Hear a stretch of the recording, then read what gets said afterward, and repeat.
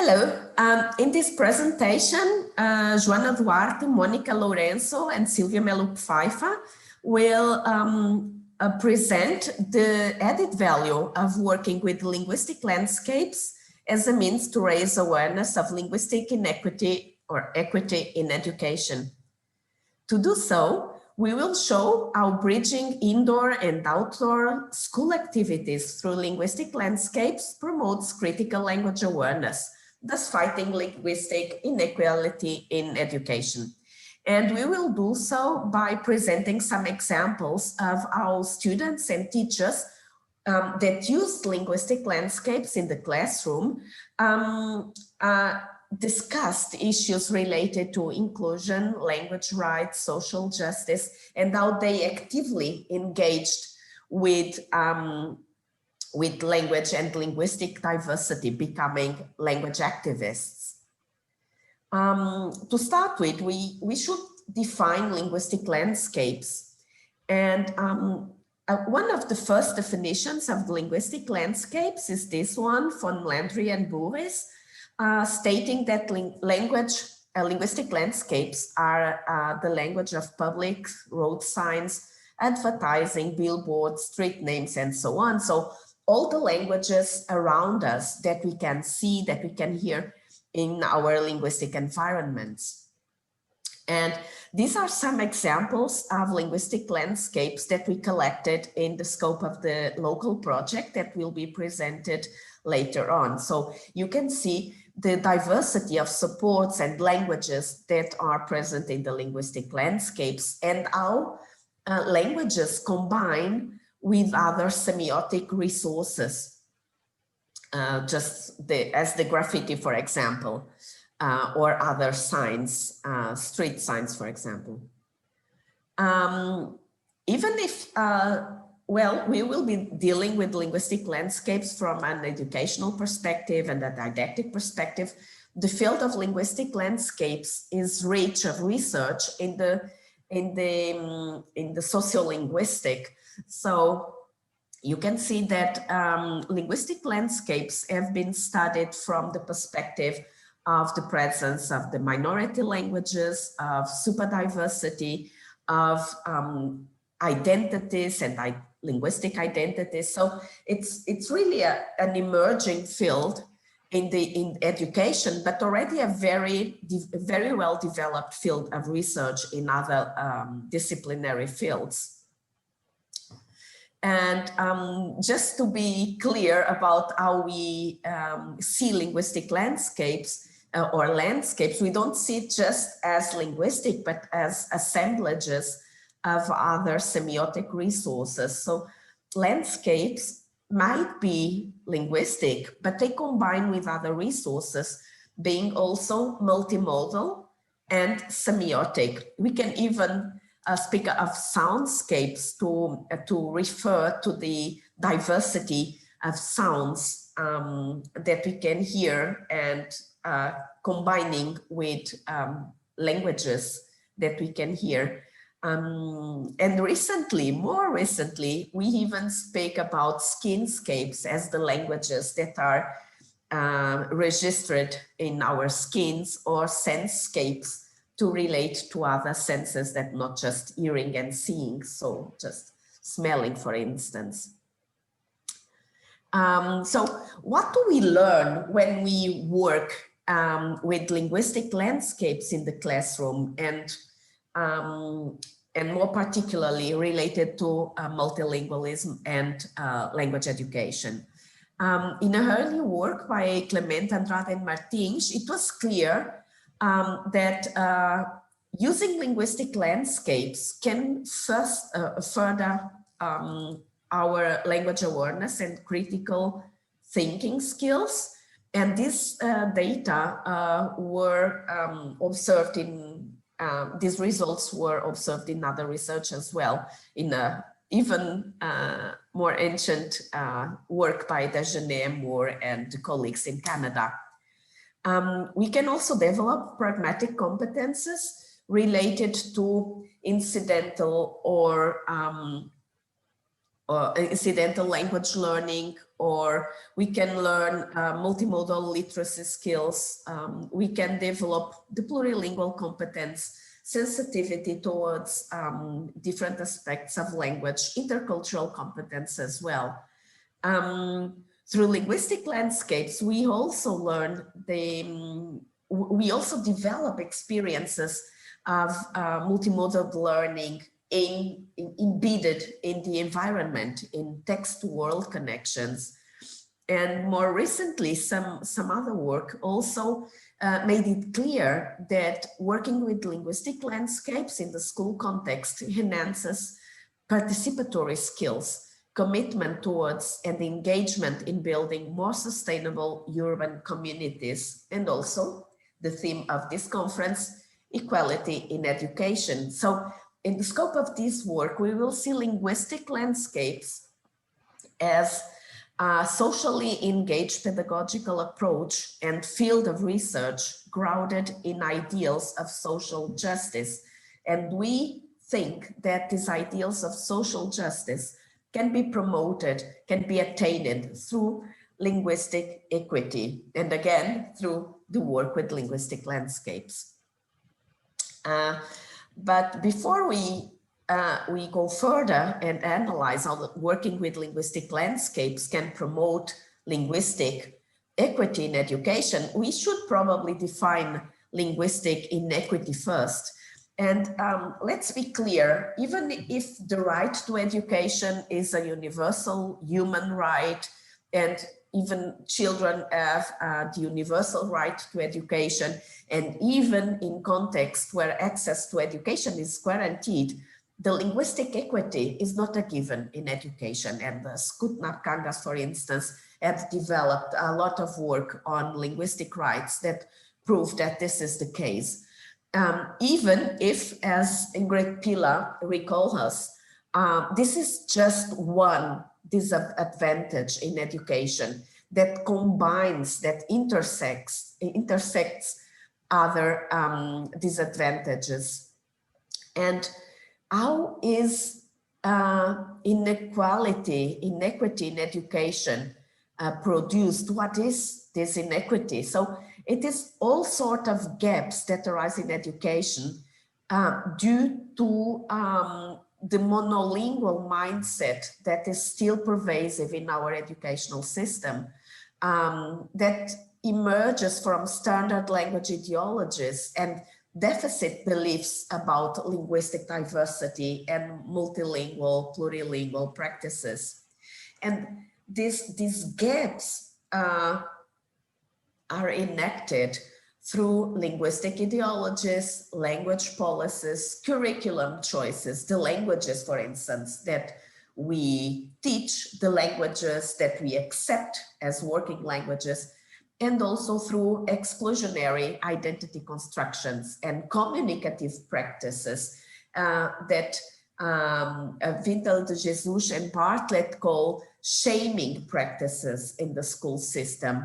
An overwhelming accent and importance given to accent, for example, in the language classroom and in the classroom overall. So linguistic different really becomes social and socially relevant when we speak about inequity in education. So in order to answer, to present our empirical work, I will just leave you with the research questions for today. Our first question is, how does the pedagogical work around linguistic landscapes promote linguistic equity in education, in the sense of linguistic equity that we saw in this brief theoretical overview? And how do teachers and students collaboratively engage in conversations on linguistic equity issues through multilingual pedagogies based on linguistic landscapes?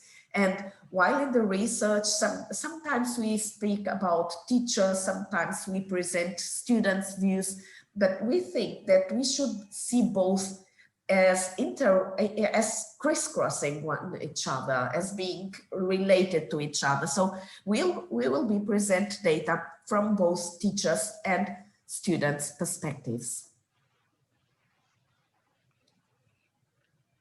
Okay, so moving on to the next slide, I'm going to show you the context of our studies. So as Sílvia mentioned, the data that we gathered was collected within the local project activities.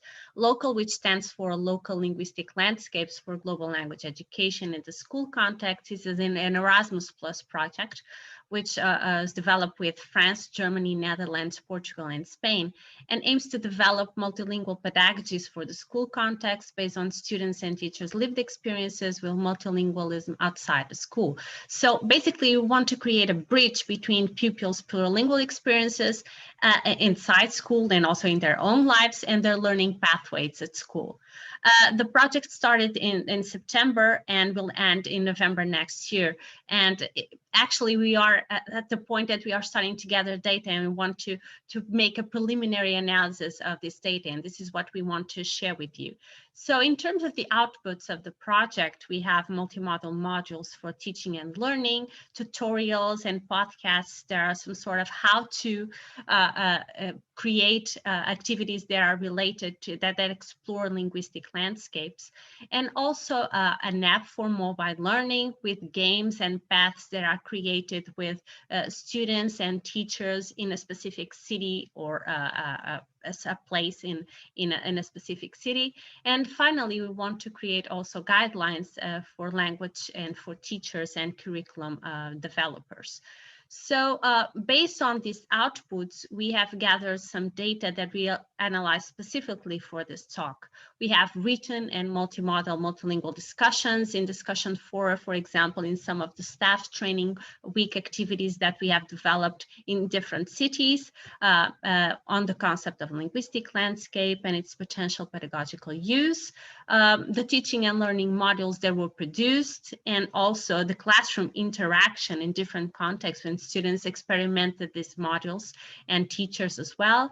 And then we also have the multiple choice questions and feedback that were produced for the local app. So what we did was an exploratory case study that aims to analyze these documents using content analysis as a framework of analysis. And it was based basically on these following categories. So they were developed inductively. Critical language awareness, so activities where students reflect about language hierarchies and power, for instance, through the integration of multilingual pedagogies. Student empowerment, valorization of other languages and cultures, leading to the integration of migrant pupils in school. Activities that show and that promote school community interaction and awareness interaction with other speakers in the community. And finally, connected with the themes of this conference also, language activism and participation in or envisioning the construction of more inclusive and fair linguistic communities. So we will show you some examples where these themes can be seen. For instance, in critical language awareness, this is an example of an activity that was carried out by Dutch students that participated in this activity, language detective in English. And the activity was developed in the Dutch context in the middle of in a community that has Frisian as one of the official languages and perhaps the majority language there. And the students collected the photos that they saw in the linguistic landscape, and what they reflected about was their own identity and also about language inequity. And one of the students mentioned that we were disappointed with the amount of Finnish and Frisian since we are in Friesland, especially the Leeuwarden signs, because why not Leeuward? I'm not spelling it correctly, I'm really sorry. But the idea is that, of course, students would expect to see more Frisian signs in the landscape of Friesland.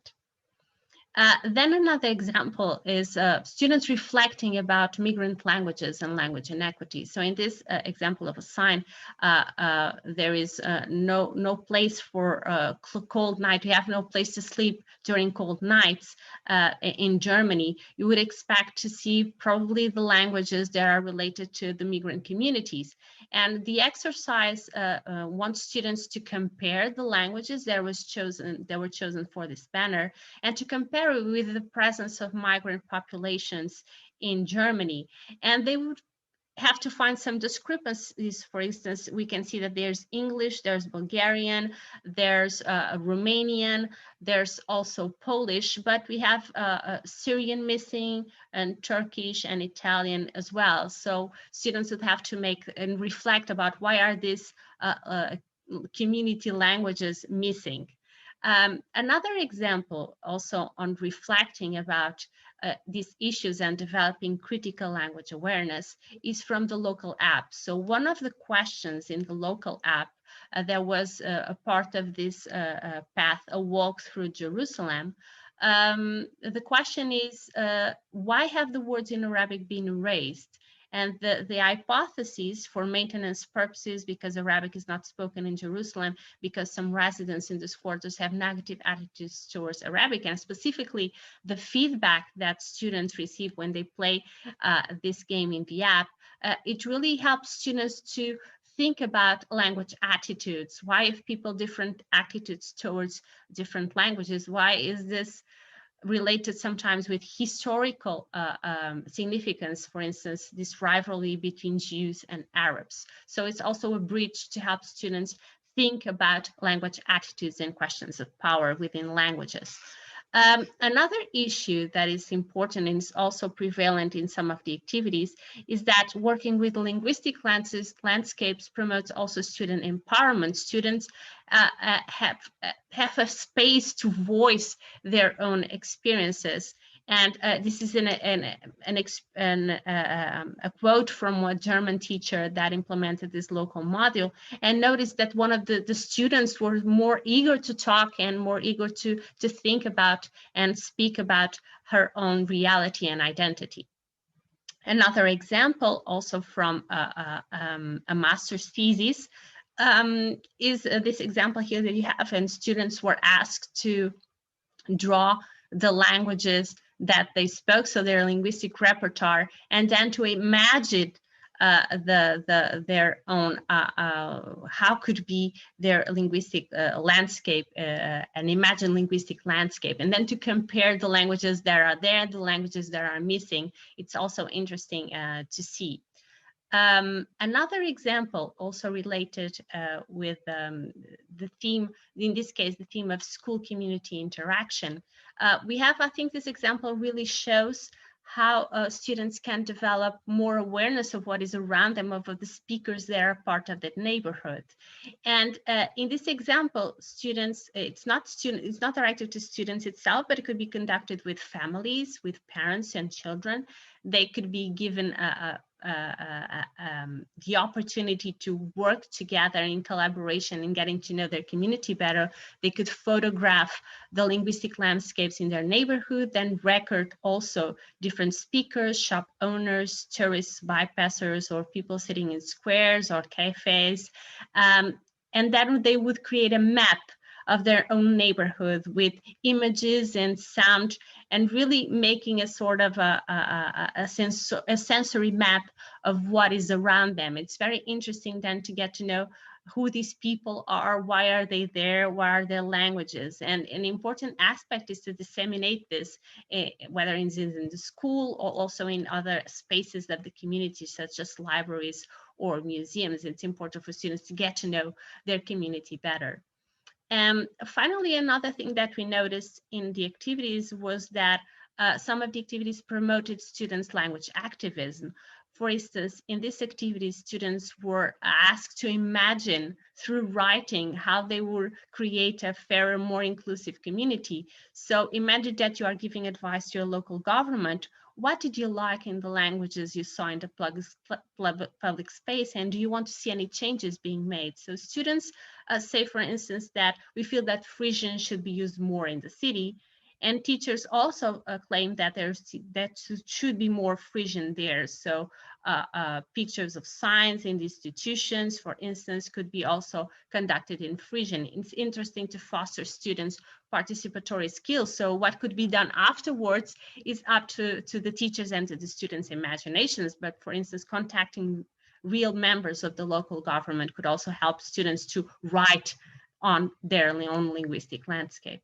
And also not only through writing, but also through drawing. Students can envision a fairer, more inclusive and sustainable community. Here, students in this activity were asked to draw their imagined linguistic landscape. You can see many languages there. Some of them are really imagined and fictitious languages, but also you can see a lot of green, a lot of sun, people walking,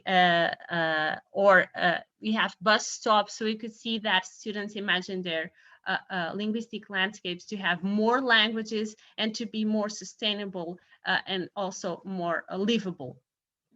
So we can say that in a conclusion, of course, these are preliminary results, but as a conclusion, you can see that linguistic landscapes overall have this potential to transform individual subjectivities and pedagogical practices in relation to linguistic diversity. So what this scheme starts to underline is that when provided with appropriate opportunities for observation, so not only what do I see, but also for reflection, why is this so?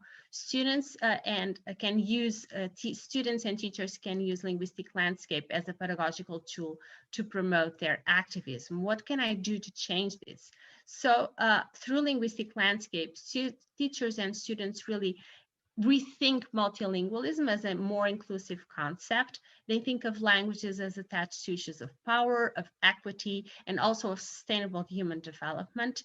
And they can reconsider their role in the globalized and multilingual world, engaging more actively in the transformation of their own communities. So as Pilar tells, through linguistic landscapes, we can understand that some languages are really more equal than others, and that linguistic diversity is rarely neutral, but not often hierarchically structured. So we leave you with this sentence to finalize our talk today. So these are some of our references, and in my name and Sylvia's name and Joana, we thank you for watching this video.